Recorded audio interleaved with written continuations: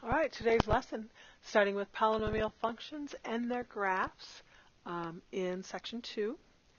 We will learn a little bit about our characteristics. We know about lines, we know about parabolas, but now when we change it and we go to higher degrees, third degree, fourth degree, fifth degree, things start happening with our graphs of these polynomials. So we're going to find out some new characteristics and how we deal with those. So you can see here we want to identify and describe the important features of the graph. And we want to be able to model it with real-world data. So we're going to do a little of each of those. So starting with polynomial functions and their graphs. In the past, we've had what we've called a minimum or maximum point. Now, as we expand and get into larger degree polynomials, we are going to now add to that what we call a local min and a local max. So now take a good look here. A local maximum, when a function rises, then falls over an interval from left to right. So in here, it's rising and then starting to fall. There it's going to have a local maximum. So point A would be considered a local maximum point. Versus, look at point B. When a function falls, which is what it's doing between here and here, but then starts rising again. So now that has to be a local minimum. So we had our parabolas before where we really only had one max or min, but now if our graphs have several things going on in them, we might have some local minimum and maximums, and that's what that's about. So it's still the low point and the high point, but only over a certain little interval. Now, those points of local mins and local max are referred to as turning points, points on the graph that correspond to those minimum and maximum points. There could be more than one minimum point, as I drew on this one, and there could be more than one maximum. It just doesn't curve once or twice. You're going to see some very strange new graphs that you have not seen before. Functions change from increasing to decreasing or from decreasing to increasing at those turning points. So up here again, let's get a little of this off. When we're reading this left to right, this is increasing. It hits point A and it starts to decrease. Continues, it's decreasing, hits point B, and it starts to increase. So you're seeing both situations, from increasing to decreasing and from decreasing to increasing, you will have a turning point. Now, this is key. A polynomial function, so all our polynomial functions, linear, quadratic, cubic, quartic, quintic, all our degrees. A polynomial function of degree n has at most n minus 1 turning points. Notice it says at most. So if I am second degree, it will have at most 1 turning point. If I am a third degree, I will have at most 2 turning points. Fourth degree, 3. Fifth degree, 4. You can see. But it says at most. That doesn't mean you will always have that many. At the most. And it is categorizing it like that. So knowing that, we want to talk about a continuous function. Continuous function, if we just focus on the one first, a continuous function is a graph that goes on. No stops, no breaks, unbroken graph. So we've done several already. We've got our quadratic is a continuous function. We've had our cubed graphs, continuous. There are no holes, no breaks, they keep going. Okay? Both good examples. Versus a discontinuous function, it has breaks or holes in the graph. Now, we've had several of these in our work already, not even new stuff. But if you think about our step graphs, okay, yes, they have holes. Now, sometimes there might be a situation, we haven't seen any, where there definitely would be a hole if we never had that connect and open. You know, I'm just trying to come up with situations that, maybe you can't have anything at that value, but the rest of it looks pretty good. Closed and open, closed and open. So a step function with a specific hole might be the problem. We've had broken line graphs, maybe that go like this, then there was something here, and then it started again over here, because if there was interruption in something and we were graphing it, you would definitely have that hole. So it's discontinuous, has a hole, has a broken point in it. It's a discontinuous function. You are definitely going to see probably a few more like that in this chapter. Okay? So from here, let's go to a polynomial function. Every polynomial function is continuous for all values of x. So the domain is all real numbers. What about the range? So if you have polynomial functions, they will have a range to them, and it sort of depends. We've already done even-powered graphs, and all our even-powered graphs had some kind of upward motion this way, 4th degree, 6th degree. So they were all really above the axis. What about the range? Well, on the range,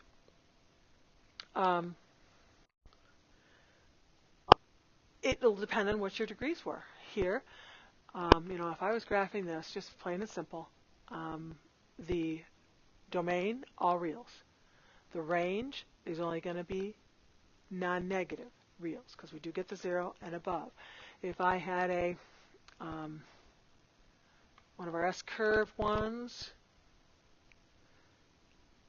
all reals, left and right, all reals, up and down. So it is going to depend upon the degree of your polynomial as to what your range or outcome will be. It also depends on what happens at the ends. So when I say at the ends, I'm ending the graph obviously at the end of that, and I'm ending the graph obviously at the end of that. So what's happening at the end, or what I call end behavior here, is different on different polynomial functions. The leading coefficient, we said in our problem, so leading coefficient, if I said y equals 3x to the 4th plus 2x squared plus 1, the leading coefficient here is a 3. If it's in standard form, the highest degree term should be first, and the variable then has a coefficient in front of it, and that coefficient is the coefficient of the term of the greatest degree, referred to as the leading coefficient. So he should be first. The end behavior, as I was talking about, what happens to the function as the domain values get very large or small, it depends on the sign of the leading coefficient and whether the degree of the polynomial is odd or even. So we already have some ideas of what happens when they're even, what happens when they're odd, and we just told you here that that definitely is going to be true.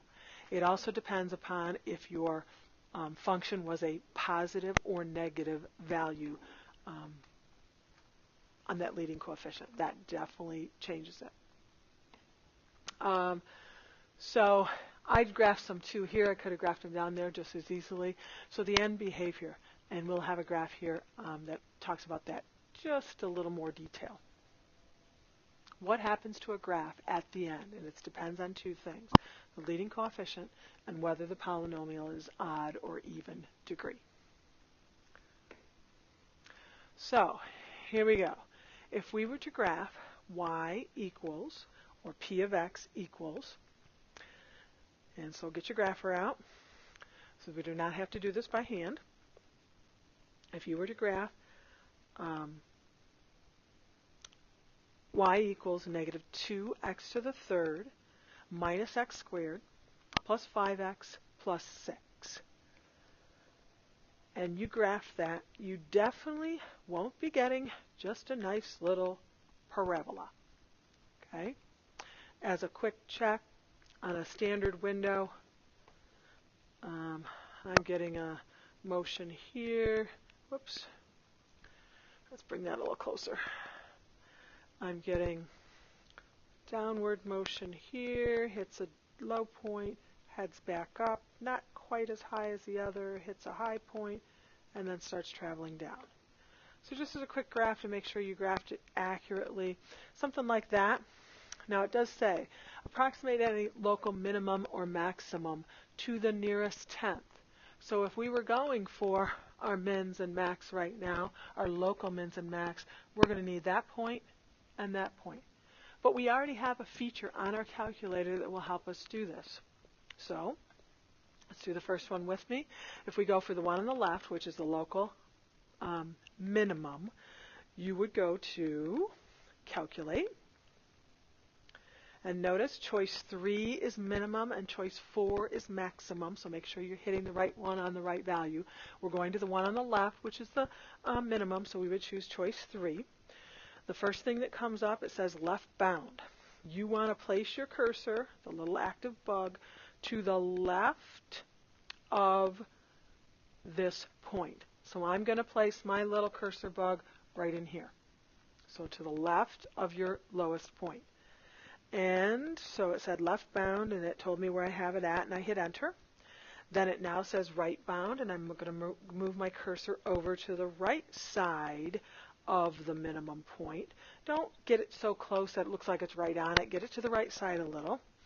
And so that's the right side. So I basically, by my two locations, have chosen where it needs to look between for that local minimum.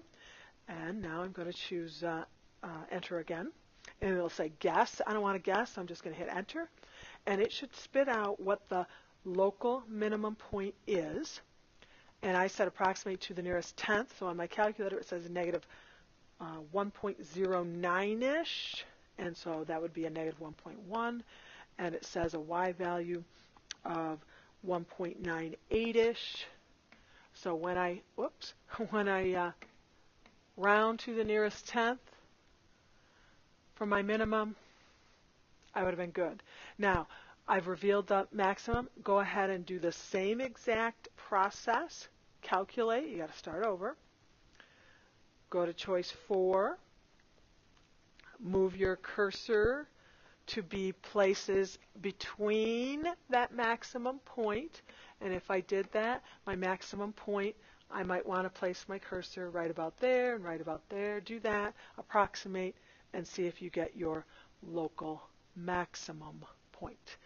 And again, round to nearest tenth, I'm saying should be a 0.8 and an 8.3. Okay.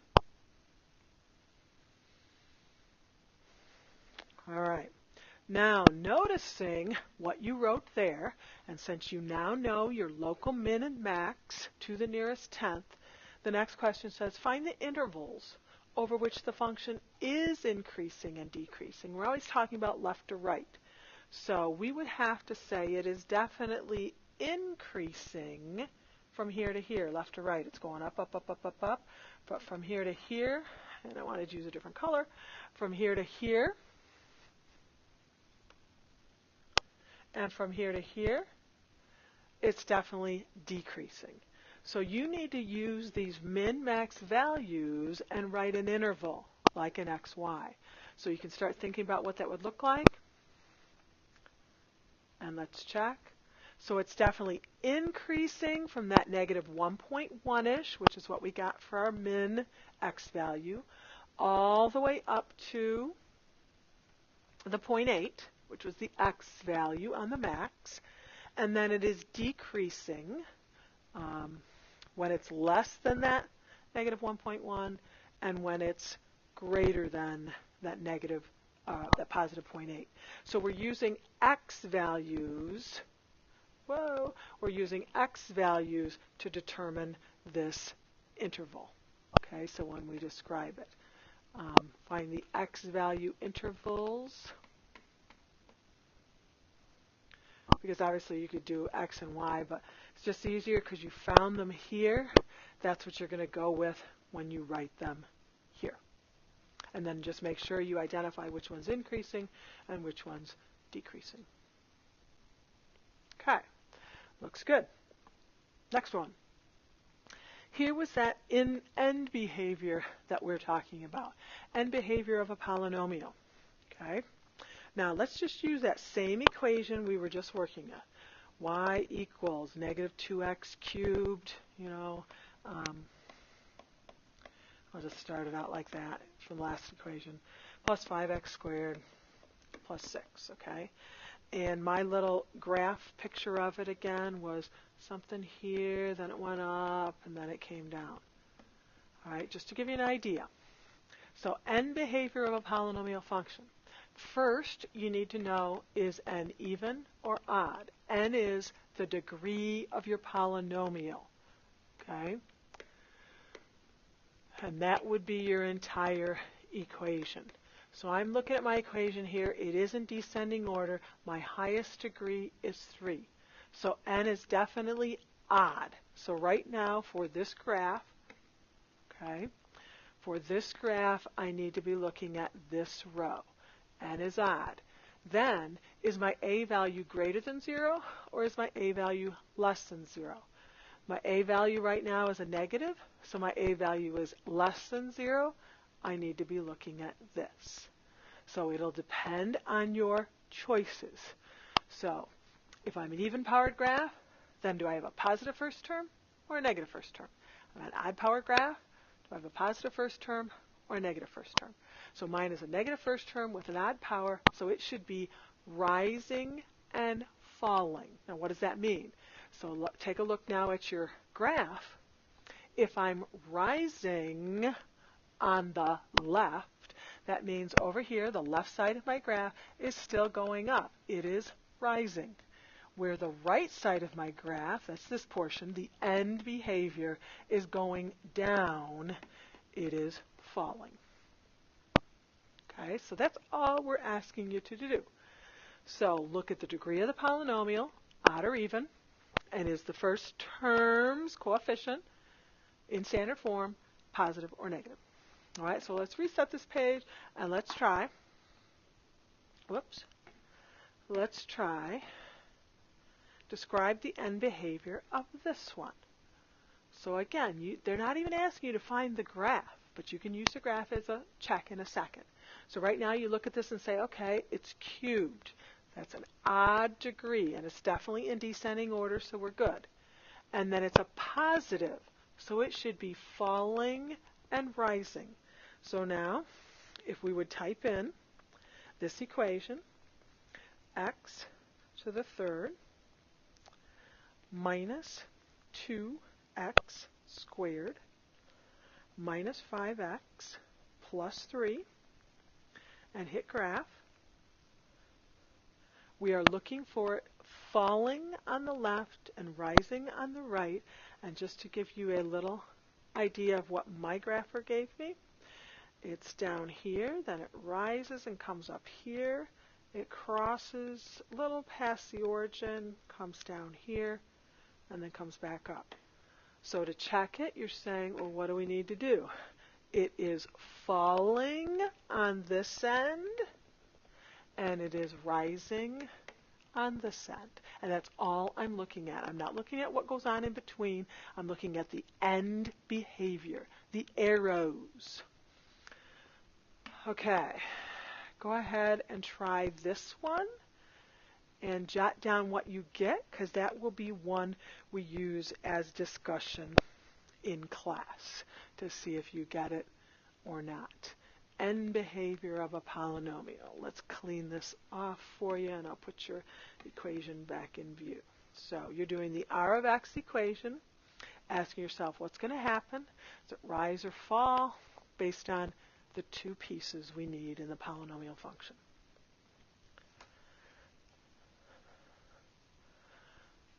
All right, after you have that, one more thing we need to talk about is how do we model with a polynomial function if they've given us real life data? And this goes back to page 432 and the example that was in the book, number of high school graduates in the United States.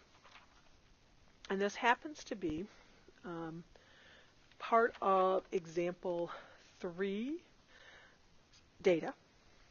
And the directions say find a quartic regression model for the number of high school graduates in the United States from 1960 to 1994, and again points A, B, C, D, and E represent 5 points that were chosen at random from that graduation list that they've given us.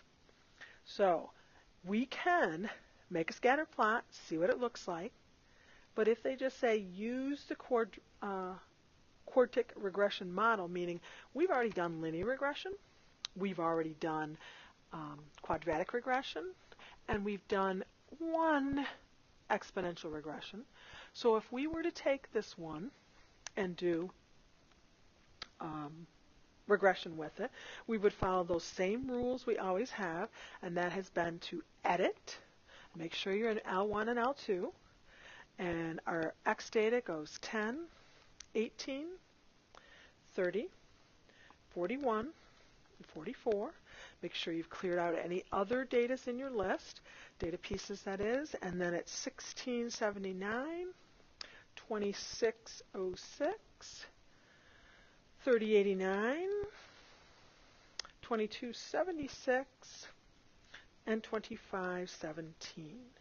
Again, making sure your X's match your Y's.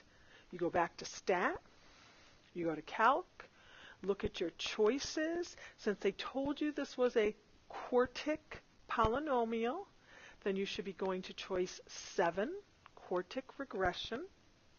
Hit enter. It's saying, do you really want to do this? Hit enter again, and it spits out an equation for you that matches their generic setup, and their generic setup is y equals ax to the 4th plus bx to the 3rd plus cx squared plus dx plus e, and then they proceeded to give you a, b, c, d, and e. And if we said round to the nearest hundredth right now, double checking, these are the a values I got. Point, it would be rounded 0, 2. B, negative 1.94. C, 63.67. D, negative 723.74. And E, 4,296.3. Those would be the coefficients, and you would now have an equation. If they ask you, to calculate another value, you would, but it was done very similarly to how we've done the regressions in the past, and that's what we're expecting. So real-life data could be done, but the equation's going to be spit out by the calculator using your stat and regression possibilities. So if you have any questions there, bring them with you to class. We'll talk more about the graphs, the end behavior, take any questions you might have about any or all of that.